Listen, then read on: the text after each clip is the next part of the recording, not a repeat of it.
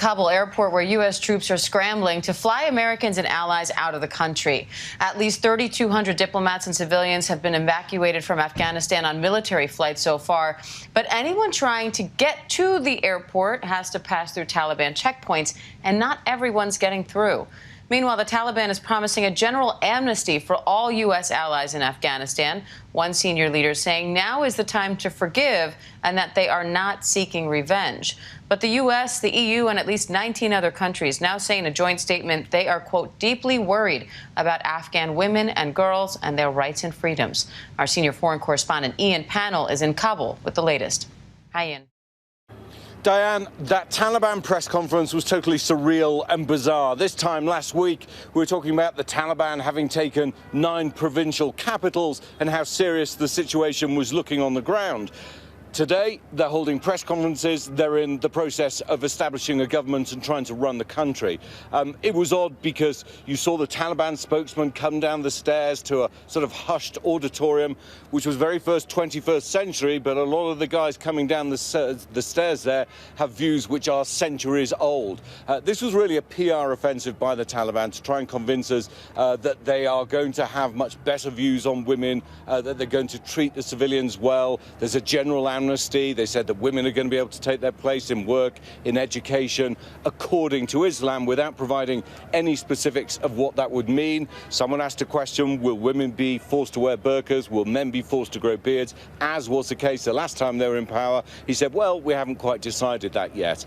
So look, the proof of the pudding is going to be in the eating. People are rightly skeptical because the Taliban's record is terrible. They have been seen torturing, executing prisoners, their enemies. They've been seen, I mean, the last time they were in power, women had 0 rights. Women couldn't even leave the house without being accompanied by a brother or a father, a male member of the family.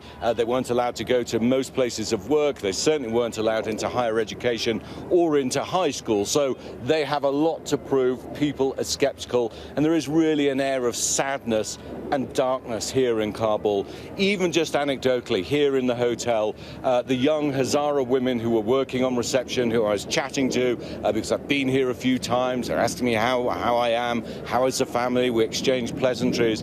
Today, they've gone. The music that plays in the lobby has stopped. And so I think people are very wary exactly what the Taliban are going to do, whether actually we're just going to be back at least 20 years and for women back 200 years. We've just been down to the airport this morning, and I have to say, although we're seeing a fairly orderly system now in place inside the military compound, which is controlled by the Americans, you only have to step 5 yards outside there to see the hundreds, the thousands of people desperately clamoring to try and get through that Taliban checkpoint and get to those flights. Many of them, of course, have legitimate claims. They are eligible for flights, but the Taliban aren't letting them through, and their response on the ground is brutal. It's offensive. They're threatening. They're firing automatic weapons over the heads of the crowd repeatedly. I mean, we had this period of 1.5 minutes of constant gunfire. I almost thought there was a gun battle going on, but they were just firing over the crowds to try and push them back. They're using sticks to beat people. They're pointing guns in people's faces.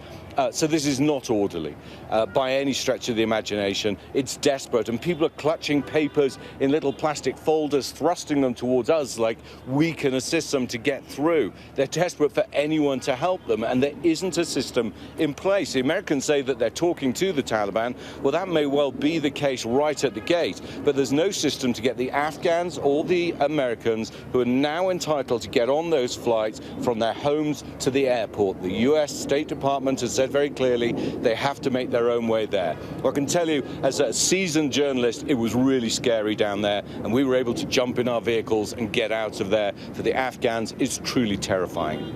Diane? All right, Ian Pannell in Kabul. Ian, stay safe. Thank you. Hi, everyone. George Stephanopoulos here. Thanks for checking out the ABC News YouTube channel. If you'd like to get more videos, show highlights, and watch live event coverage, click on the right over here to subscribe to our channel. And don't forget to download the ABC News app for breaking news alerts. Thanks for watching.